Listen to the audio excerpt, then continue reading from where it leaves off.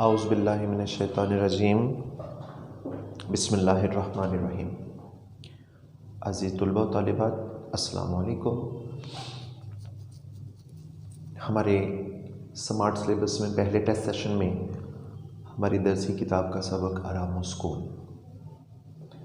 सबक पहले आप लोग पढ़ चुके हैं। इसकी तमाम अहम बातें डिस्कस हो चुकी।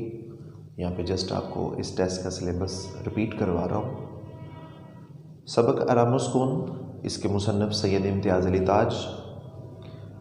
सैयद इम्तियाज़ अली ताज की पैदाइश 1900 में हुई और आपकी वफ़ात 1970 में, यानी करीब इनकी उम्र 70 साल बनती है। सैयद इम्तियाज़ अली ताज लाहौर में पैदा हुए। इनके वालिद का नाम मौलवी मुमताज़ अली, आपको शम्सुल उलमा का ख़ताब मिला। इम्तियाज़ अली ताज के बहुत से ड्रामे मशहूर हैं। आपका मशहूर ज़माना ड्रामा अनारकली 1932 में आपने लिखा। कुछ मज़ाहिया स्केच जिसमें चचा छक्कन के नाम से ये शाया हुए। फिर इसके बाद आपने एक रिसाला तहज़ीब निस्वा शाया किया और फूल के मुदीर यानी निगरान रहे। इनका बड़ा अहम एक प्रोग्राम, रेडियो प्रोग्राम था, पाकिस्तान हमारा है। और इसके अलावा आपने बेशुमार ड्रामे फीचर लिखे। अप्रैल 1970 में इनको किसी नामलूम शख्स ने कत्ल कर दिया। यहाँ हमारे सिलेबस में इनका जो ड्रामा आराम व सुकून शामिल है। बेसिकली इस सबक में ड्रामे के ज़रिए मुसन्नफ़ हमें ये बात बता रहे हैं कि इंसान अपनी ज़िंदगी को बेहतर बनाने के लिए हर वक्त जिद्दोजहद में मसरूफ़ रहता है। वो बेहतर से बेहतर करने की कोशिश करता है, हर वक्त कामकाज में लगा रहता है। लेकिन अगर काम के साथ साथ इंसान आराम व सुकून के लिए मुनासिब वक़्त नहीं निकालता तो बिल आखिर वो बीमार पड़ जाता है और बीमार होने पर फिर उसे बहुत सारा वक़्त बीमारी की नज़र करना पड़ता है। इस तरह सेहत और दौलत दोनों चीज़ों का नुकसान होता है। सबक में इम्तियाज़ अली ताज लिखते हैं कि एक सही शख्स जिनका नाम मियाँ इशफाक है, वो दिन रात काम करने की वजह से बीमार पड़ जाते। उनकी बीवी डॉक्टर को बुलाती है। डॉक्टर अच्छी तरह देखभाल मुआयना करने के बाद कहते हैं कि इनको किसी दवा की ज़रूरत नहीं, अगर 2-4 दिन ये आराम व सुकून में गुजारेंगे, रेस्ट करेंगे तो इनकी तबीयत ठीक हो जाएगी। इनकी खुराक का ख़ास ख्याल रखें। डॉक्टर ये हिदायत देने के बाद चला जाता है। अब उसकी बातूनी बीवी है जिसकी आदत हर वक्त बोलते रहना है, फजूल किस्म की बातें, बहस करना। वो मियाँ को एक लम्हे के लिए भी चैन नहीं आने देती। कभी वो कमरे में उसकी चीज़ों की तरफ ध्यान देना शुरू कर देती है, कभी डॉक्टर की लिखी हुई खुराक के बारे में बात करती है। मियाँ इशफाक के कहने पर कि मुझे यखनी बना दो, कहती है कि घर में चूज़ा नहीं है, बाज़ार से मंगवाना होगा।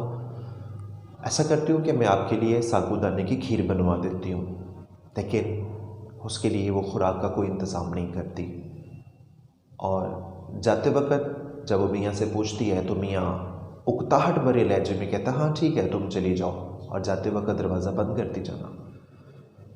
फिर बीवी को ख्याल आता है कि अगर पीछे आपको किसी को बुलाने की ज़रूरत पड़ी तो कैसे बुलाएंगे, लिहाजा मैं ये घंटी है बुलाने की, ये मैं आपके पास रखे जाती हूँ। वो ढूंढती है, नहीं मिलती। मुलाज़िम को बुरा भला कहती है कि मैंने रात यहाँ आपके पास मेज़ पर रखी थी, कहाँ चली गई। तो मियाँ इशफाक बताती है कि वो मैंने ख़ुद उठा के अंगीठी पर रखी थी, नन्ना बजा रहा था जिसकी वजह से मेरा दम उलझने लगा, यानी मैं परेशान हो रहा था। खैर बीवी चली जाती है। उसके जाते ही बाहर मुलाज़िम के झाड़ू फेरने की आवाज़ आती है। मियाँ डांट के उसको दौड़ाता है। फिर फ़ोन की घंटी बजती है। मियाँ 2-4 दफ़ा आवाज़ देता है कि कोई फ़ोन सुनने आओ। लेकिन कोई नहीं आता। बिलाखिर वो तंग आके उठता है और फ़ोन अटेंड करने के बाद, फ़ोन सुनने के बाद दोबारा लेट जाता है। बीवी आती है और वो इस बात पे खफा हो जाती है कि आपने फ़ोन आया था तो नाम पूछ लेते किसका था। अब वो खामखा बीवी उसको तंग करना शुरू कर देती है। इतने में हमसाये के घर से हारमोनियम बजा के गाना गाने की आवाज़ आती है। तो मियाँ कहते हैं, भाई खुदा के लिए इसको तो चुप करवाओ। अब बीवी कहती है, मैं उसे कैसे चुप करवा सकती हूँ। तो मियाँ कहता है कि आप इसको को मुनासिब अल्फाज में लिख के भेज दो कि मैं बीमार हूँ। इसी दौरान घर में उनका मुलाजिम, जिसका नाम लल्लू बयान हुआ, वो रीठे कूटना शुरू कर देता है। लिहाजा वो हामन दस्ते की धमक आवाज़, फिर बच्चा जो है वो सेहत में गाड़ी खटपट शुरू कर देता है, गाड़ी चलाना शुरू कर देता है। ये बच्चे की खिलौना गाड़ी है। और मियाँ तंग आके उसे कहता है, भी खुदा के लिए ये शोर बंद करवाओ। वो बच्चे को डांटती है, लेकिन थोड़ी देर बाद बच्चा फिर उसी खिलौना गाड़ी से खेलना शुरू कर देता है। बच्चा गिरता है, उसको चोट आती है, रोता है। बीवी फिर उसको डांटती है, बुलंद आवाज़ से चीखती है, चिल्लाती है। अपने बीमार मियाँ के आराम उसको उनका कोई ख्याल नहीं करती। इतने में एक फ़कीर की आवाज़ आती है, बाल बच्चे की खैर, राह मौला कुछ मिल जाए फ़कीर को। मियाँ इस बात पे तंग आता है। बीवी उसी के करीब से कमरे से चिल्ला कर आवाज़ देती है लल्लू को कि इस फ़कीर को रुखसत करो, इसे कुछ देकर फारिग करो। इसी दौरान घर में पानी भरने वाला सक्का भी आता है। वो दरवाज़ा खटखटाता है तो बीवी उस पर नाराज़ होती है कि कम वक्त को अल्लाह मारों को इतना पता नहीं है, दोपहर होने को या अब पानी लेके आने का ये कोई वक्त है। अगर कल से लेट आया तो मैं इसको नौकरी से निकाल दूँगी। मियाँ ये तमाम चीज़ें बर्दाश्त कर रहा होता है, क्योंकि उसे एक लम्हा भी सुकून के लिए नहीं मिलता। ये तमाम बातें मुसन्नफ़ कुछ इस अंदाज से कर रहे हैं कि अगर कोई घर में बीमार पड़ा हो तो हमें उसके आराम सुकून का ख्याल रखना चाहिए, ना कि उसके पास बेजा फजूल किस्म की बातें जो हैं वो शुरू कर दी जाए। क्योंकि बीमारी जो है वो भी असाब को तक़वियत देती है, मतलब ताकत बख्शती है, सुकून मिलता है। और जब इंसान को सुकून मिलेगा तो ऑटोमेटिकली वो बीमारी से बहुत जल्द बाहर निकल आता है। ये तमाम चीज़ें, उसकी बीवी का शोर, उसकी बीवी की फजूल बातें, बहस, लल्लू का रीठे कूटना, बच्चे का रोना, फिर फ़कीर के मांगने की आवाज़, वो सक्का पानी भरने वाला, उसका दरवाज़ा खटखटाना, हमसाये का हारमोनियम बजा कर नाकाम गाना गाने की कोशिश, फिर टेलीफोन, ये तमाम चीज़ें मिलके मियाँ को इंतहाई परेशान कर देती हैं। और आखिर वो ये फ़ैसला करता है कि इससे तो बेहतर है कि मैं दफ्तर ही चला जाऊँ। वो बीवी को पुकारता है, कहता है कि मेरा ये शेरवानी और टोपी तो देना। बीवी बड़ी परेशान होती कि बीमारी की हालत में आपने टोपी और शेरवानी क्या करनी है। तो मियाँ कहता, भाई मैं दफ्तर जा रहा हूँ। अब यहाँ पे बीवी बड़ी हैरान होकर कहती है, दफ्तर जा रहे? मियाँ कहता, हाँ, आराम सुकून के लिए, क्योंकि घर के मुकाबले में तो मुझे दफ्तर में कुछ न कुछ आराम सुकून मैसर आ ही जाएगा। अज़ीज़ तलबा, हासिल खुलासा इस सबक का ये है कि खुदा न खास्ता अगर घर में कोई बीमार पड़ा है, क्योंकि सेहत और बीमारी अल्लाह ताला की तरफ से है, ये हर इंसान के साथ जुड़ी हुई है। अगर घर में कोई ऐसा मसला बन जाए, कोई घर का फ़र्द बीमार पड़ जाए, तो हमें फ़जूल बातों से, बहस से और शोर शराबे से परहेज़ करना चाहिए। उसके मुकम्मल आराम सुकून का ख्याल रखें। बीमार की, मरीज़ की ग़ज़ा का ख्याल रखें, उसको अच्छी से अच्छी ग़ज़ा, ताकत वाली ग़ज़ा देने की कोशिश करें, ताकि वो बीमार जो है, जो मरीज़ है, वो बीमारी से बाहर निकल सके। उसकी हिम्मत बढ़ानी चाहिए, उसको हौसला देना चाहिए कि बीमारी अल्लाह की रहमत है, इससे गुनाह चढ़ते हैं और इंशाअल्लाह बहुत जल्द आप सेहतयाब होके इस बीमारी से बाहर निकल आएंगे। अज़ीज़ तलबा, ये सारा आपके सबक का खुलासा तैयार है।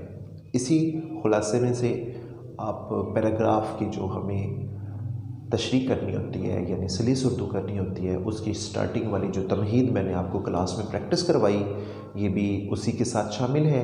और इनमें से ही कुछ हिस्से लेके आप, अगर कोई पैराग्राफ पेपर में आ जाता है तो उसके स्टार्टिंग में कोई 8-10 लाइनें आप इसमें से भी शामिल कर सकते हो। बाकी आप लोगों की क्लास में काफ़ी प्रैक्टिस हो चुकी है, वो मटेरियल आपकी कॉपियों पे आपके पास मौजूद है, तो आप उसको बहुत अच्छे तरीके से कवर करें। इस सब की मश्क भी हम लोग पहले कर चुके हैं।